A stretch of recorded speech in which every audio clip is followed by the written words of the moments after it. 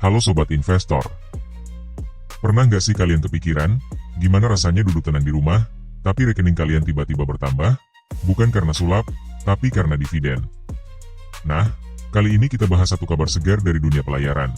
PT Samudera Indonesia baru aja mengusulkan dividen final sebesar 180,2 miliar rupiah untuk tahun buku 2024. Ini bukan angka kecil. Bagi investor yang gemar berburu saham dengan pembagian keuntungan yang rutin, info ini bisa jadi sinyal menarik. Tapi tunggu dulu, apakah ini berarti kinerja Samudera Indonesia makin solid? Dan, apakah sahamnya layak masuk watchlist kita? Sobat investor, selamat datang di Bicara Saham. Kenalin, saya Ale. Di sini saya nggak cuma bahas soal angka-angka, grafik, atau istilah investasi yang ribet. Karena saya percaya, pasar modal itu bukan cuma buat orang keuangan aja. Di channel ini, kita bakal belajar bersama, kupas tuntas berita-berita terbaru, serta membahas analisis dengan bahasa yang santai. Dan tentu aja, sharing tips yang praktis, yang bisa langsung sobat pakai, dalam kehidupan sehari-hari. Jadi, apapun latar belakang sobat, gak masalah, karena tujuan kita cuma satu, agar sobat makin percaya diri dalam melangkah di dunia investasi. Nah sobat investor, yang menarik dari rencana pembagian dividen Samudera Indonesia ini, bukan cuma nominalnya yang besar, tapi juga strategi di balik angkanya. Dividen sebesar 180,2 miliar rupiah itu, merepresentasikan dividen payout ratio atau DPR sebesar 22% dari laba bersih perusahaan tahun 2024. Artinya apa? Artinya, dari setiap 100 rupiah laba yang mereka hasilkan, hanya 22 rupiah yang dibagikan ke pemegang saham, sisanya digunakan untuk kebutuhan ekspansi, atau menjaga likuiditas perusahaan. Strategi ini bisa jadi sinyal bahwa Samudera Indonesia tetap ingin tumbuh agresif, tapi tetap menghargai pemegang sahamnya.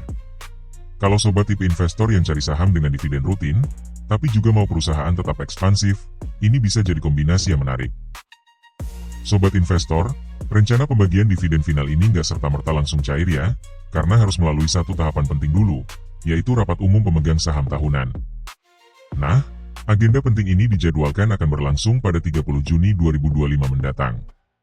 Disitulah manajemen akan secara resmi meminta persetujuan dari para pemegang saham atas pembagian dividen sebesar 180,2 miliar rupiah tersebut. Jadi, kalau kamu pemegang saham SMBR, tanggal ini wajib banget kamu catat. Karena keputusan dari rapat umum pemegang saham tahunan bisa jadi momentum penting yang menentukan arah dividen, strategi bisnis, bahkan peluang pertumbuhan perusahaan ke depan. Sobat investor, dari total usulan dividen 180,2 miliar rupiah tadi, ternyata ada rincian yang perlu kita pahami lebih dalam. Yang akan diajukan dalam rapat umum pemegang saham tahunan nanti adalah dividen final sebesar 147,6 miliar rupiah. Nah, jumlah ini belum termasuk dividen interim yang sudah dibagikan sebelumnya, yaitu sebesar 32,8 miliar rupiah pada bulan Agustus 2024. Kalau dijumlahkan, keduanya membentuk total dividen 180,2 miliar rupiah untuk tahun buku 2024. Artinya, Samudera Indonesia sudah menunjukkan komitmen kepada pemegang saham dengan memberikan pembagian laba secara bertahap, bukan cuma janji-janji manis di akhir tahun.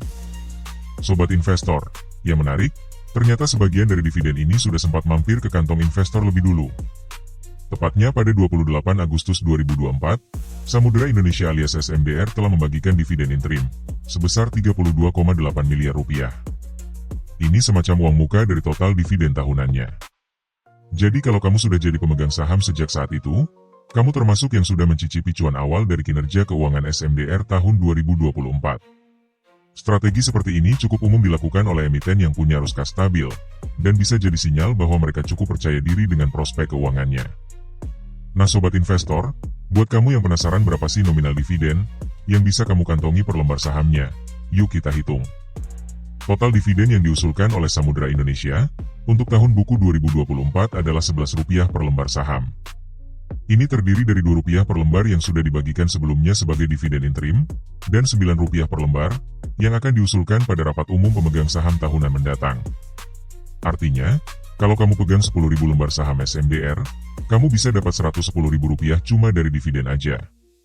Lumayan kan?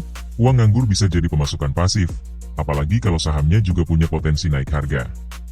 Kombinasi dividen dan capital gain inilah yang dicari para investor cerdas. Tapi sobat investor, tentu kita juga perlu lihat dulu performa keuangan perusahaan ini.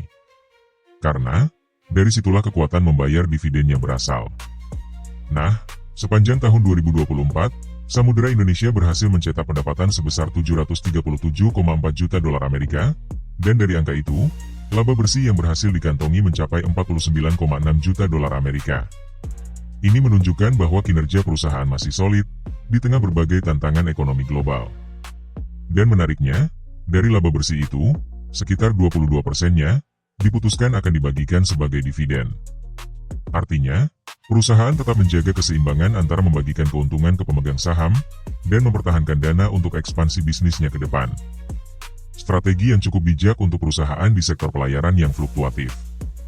Sobat investor, ada satu hal penting dari manajemen yang perlu dicatat. Direktur Utama Bani Mulya menegaskan, usulan dividen ini dirancang untuk memberikan imbal hasil yang optimal bagi pemegang saham, sejalan dengan performa keuangan Samudera Indonesia selama 2024. Dengan kata lain, pembagian dividen bukan cuma soal angka, tapi cerminan komitmen perusahaan, agar investor merasakan langsung hasil dari kinerja mereka yang solid. Langkah ini sekaligus memperlihatkan keseimbangan antara kepedulian terhadap kepentingan pemegang saham, dan kebutuhan perusahaan untuk terus tumbuh dan berinovasi di industri pelayaran. Lalu, bagaimana kondisi fundamental dari Samudera Indonesia saat ini? Ayo kita review. Jangan lupa like, subscribe, dan share video ini, agar sobat tidak ketinggalan update terbaru seputar dunia saham.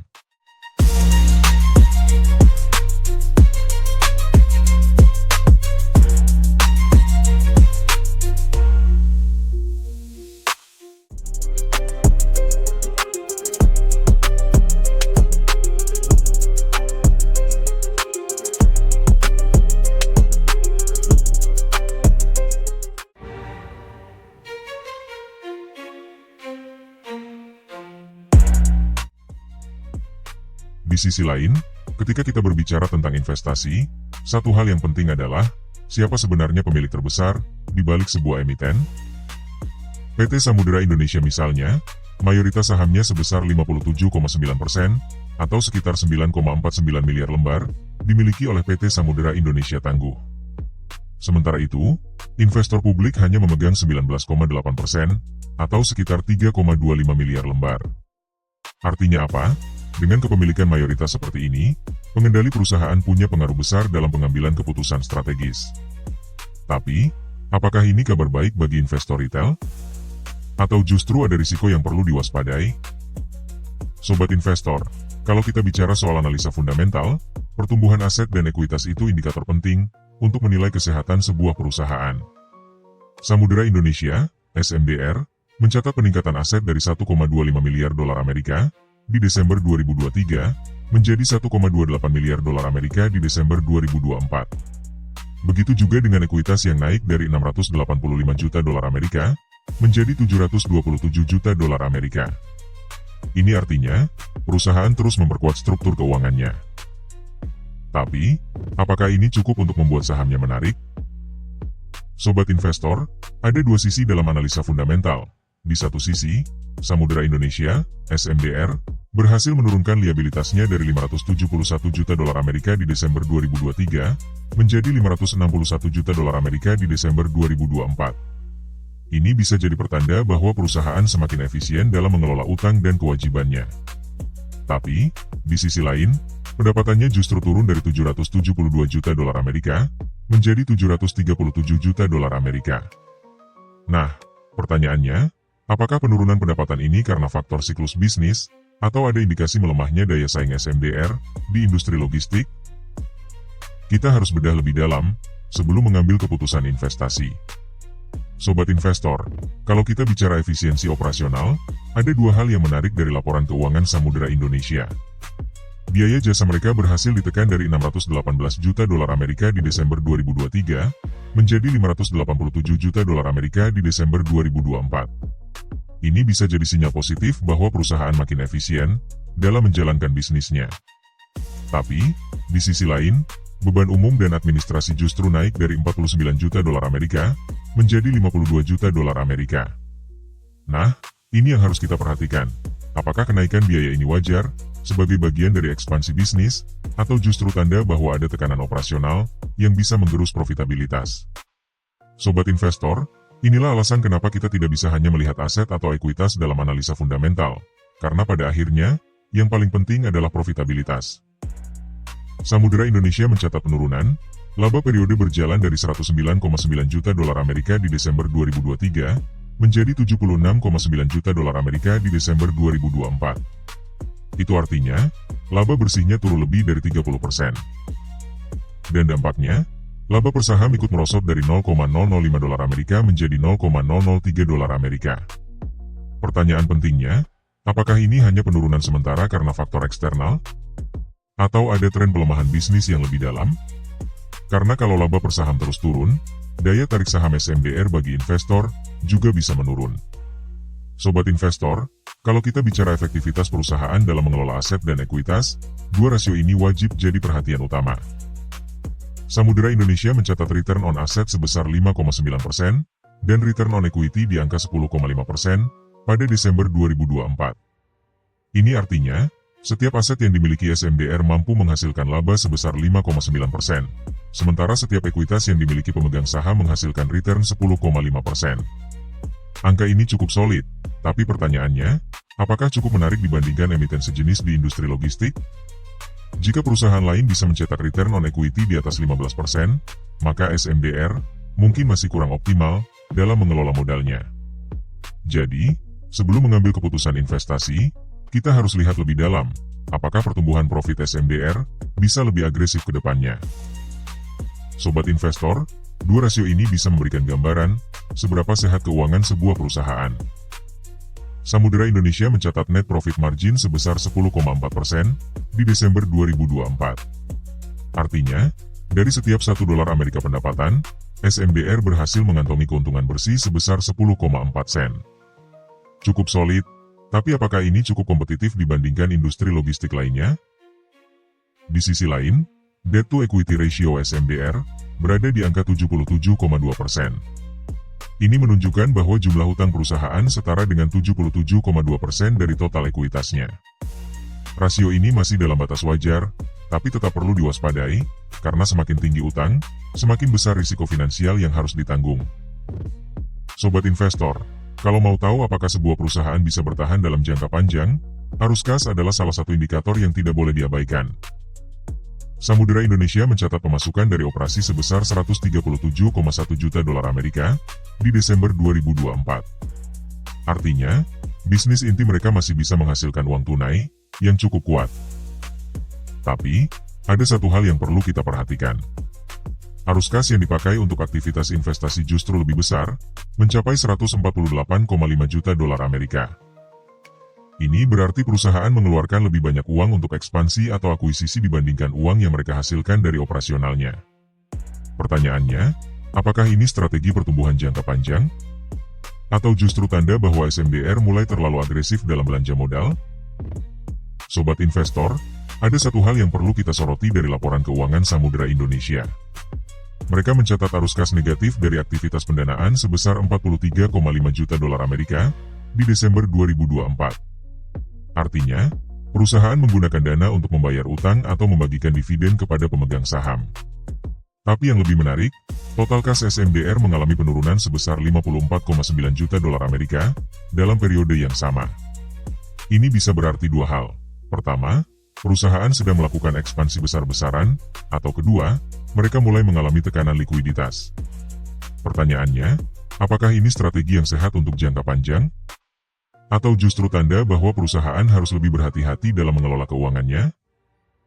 Jadi sobat investor, melihat semua data keuangan Samudera Indonesia, bisa dibilang perusahaan ini masih solid, tapi ada beberapa catatan yang perlu diperhatikan. Ekuitas bertumbuh, liabilitas menurun, dan arus kas operasional positif. Namun, di sisi lain, laba bersih turun, pendapatan melemah, dan total kas berkurang cukup signifikan. Pertanyaannya, apakah SMBR masih menarik sebagai tempat sobat berinvestasi? Kalau kita melihat dari sisi profitabilitas, return on equity masih cukup sehat di 10,5%, tapi net profit margin hanya 10,4%, artinya margin keuntungannya tidak terlalu lebar. Ditambah dengan aktivitas investasi yang agresif, investor perlu mempertimbangkan, apakah ekspansi ini bisa berbuah manis untuk periode jangka panjang.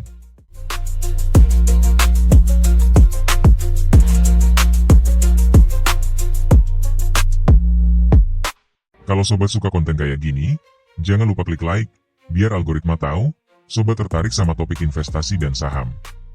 Subscribe juga, supaya sobat nggak ketinggalan insight dan analisis terbaru, yang bisa membantu sobat, dalam mengambil keputusan yang lebih bijak di pasar modal. Jangan lupa tulis pendapat sobat di kolom komentar. Ingat sobat, belajar investasi itu lebih seru kalau bareng-bareng.